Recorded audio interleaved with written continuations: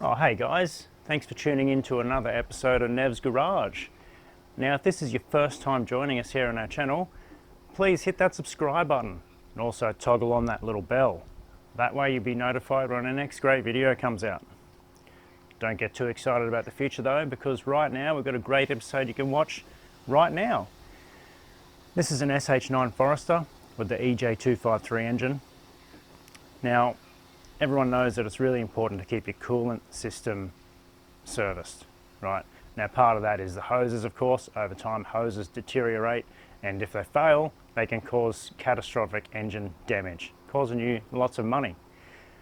Now, the most commonly replaced hoses are, of course, the top and bottom radiator hose, which are very important because they take the most heat, especially the top hose, and they flex a lot when the engine torques.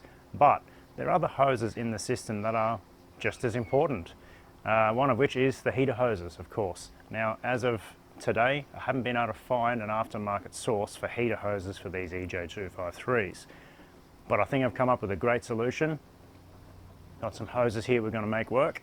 I'm not going to tell you too much about it now because I want you to stay tuned, so let's get into it. Alright guys, so here's our heater hoses. You can see here where they come out of the firewall to and from the heater core. Okay, and where they connect to the engine.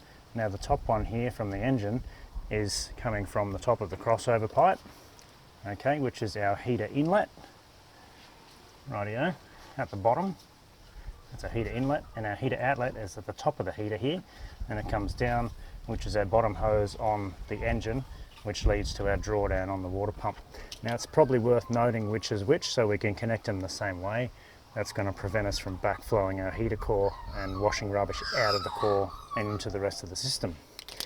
And our magpies agree. So what I'm going to do here is just get a white paint marker, and I'm going to put on here B for bottom and T for top. Or we can just watch the video back. So alright, let's just whip them off now. So that's pretty easily done. They just have these constant tension clamps, which are quite a good idea because as the rubber ages and shrinks, the clamps keep tightening and you don't end up with little hose weeps, in theory anyway.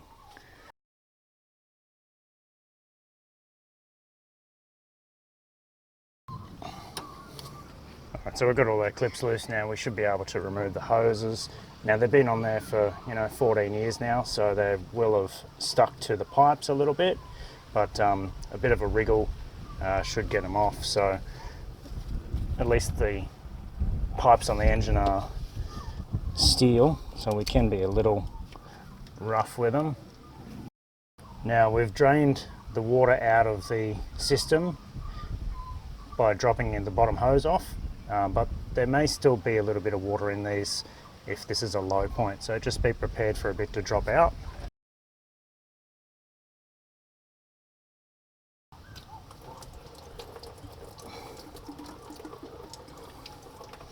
Yeah, a little bit of coolant just left in those hoses, so that's just going to drip out there for a while. Now we can pull them off the firewall here, and they have a little clip to just keep the hoses grouped together. Just take it off before we go wriggling them. Now in theory, if we just tuck it out of the way here and spin it, you can hear the hose cracking, so it definitely need replacing. And once we spin it, that should break the seal on the spigot, and we should be able to just wriggle it off. Okay, there we go. So just going to hold the hose up to my mic and I'll twist it and you'll be able to hear the interior cracking.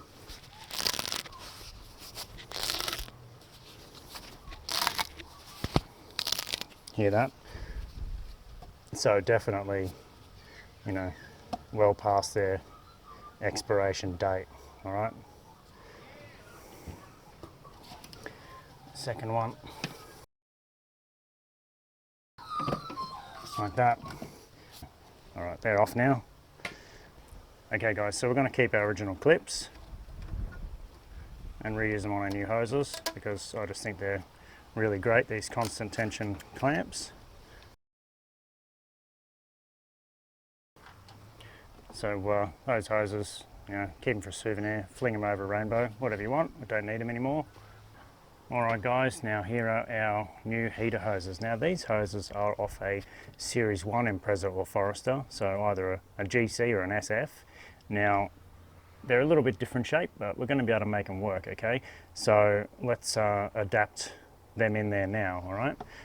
So what we've got our bendy ends here for the firewall, okay? Alright, so let's see how they go in there now. This has the shortest bend here, so I'm just going to pop him on the bottom, do a bit of a test fit. Okay, and remember he comes to the top spigot, so he's just got to duck around the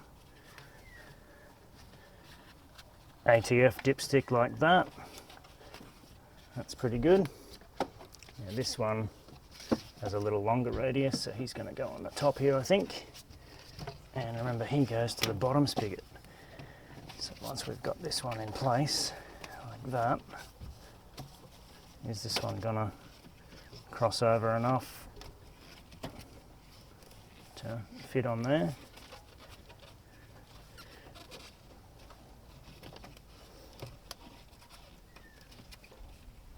Yeah, that should be fine. That'll be good. All right. Let's do some chopping. So let's just chop the bend off it.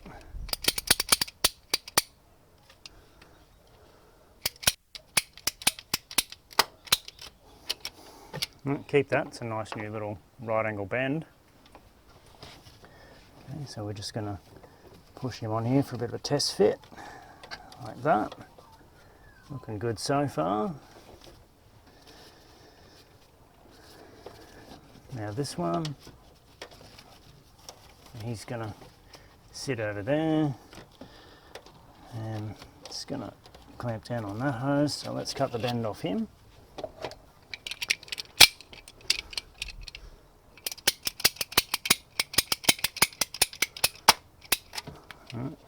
We should keep him as well because he's another nice little right angle.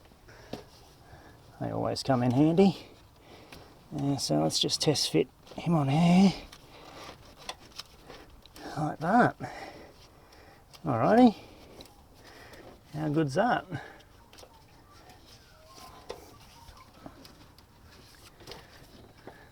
Oh, I reckon that's bloody marvellous.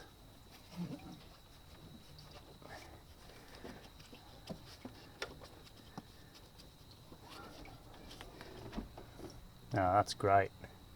All right, so there's our proof of fitment. Okay, so let's pop our clamps on now, eh?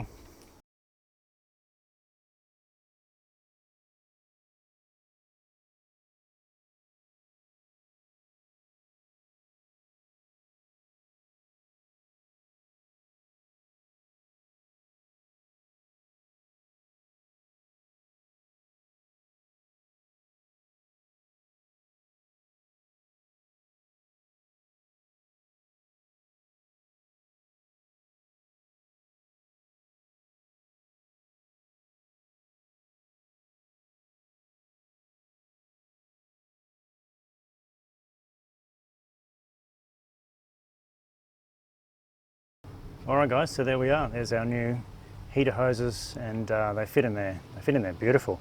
They're probably better than new actually because they have this nice protection sheath on them for any rubbing. And they're just such a great shape. They have a little dip in it here that goes around the aircon hose and a little bend here that props it away from the other hose, and then it comes in and then it bends up to the feed tube. And then our drawdown comes down. It's got a bigger radius to go around this pipe, and then it kicks down to go under it, and then it bends back up to fit on our drawdown spigot. So it's almost like these hoses were made for this car. So they're going to be great. All right, so now what we need to do is top up and bleed the system.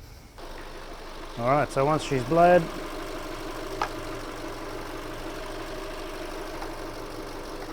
on goes the cap.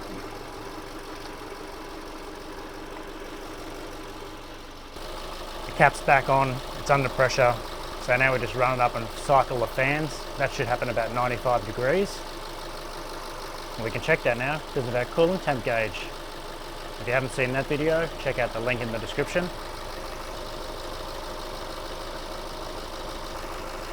Alright, our fans have just come on.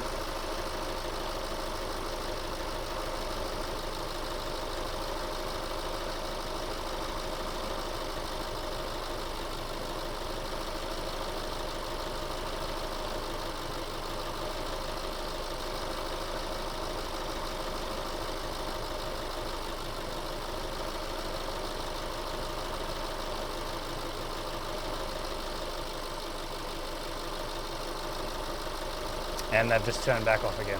So system's bled, it's under pressure, the fans have cycled, so everything's working as it should. So that's it. So that's how you swap out the heater hoses on an EJ253 powered SH9 Forester. So guys, job done. As always, thanks for tuning in to us here on Nev's Garage. Please keep liking, sharing and subscribing to our channel. And that's about it. I'm Nev, this is my garage, and I'll see you next time.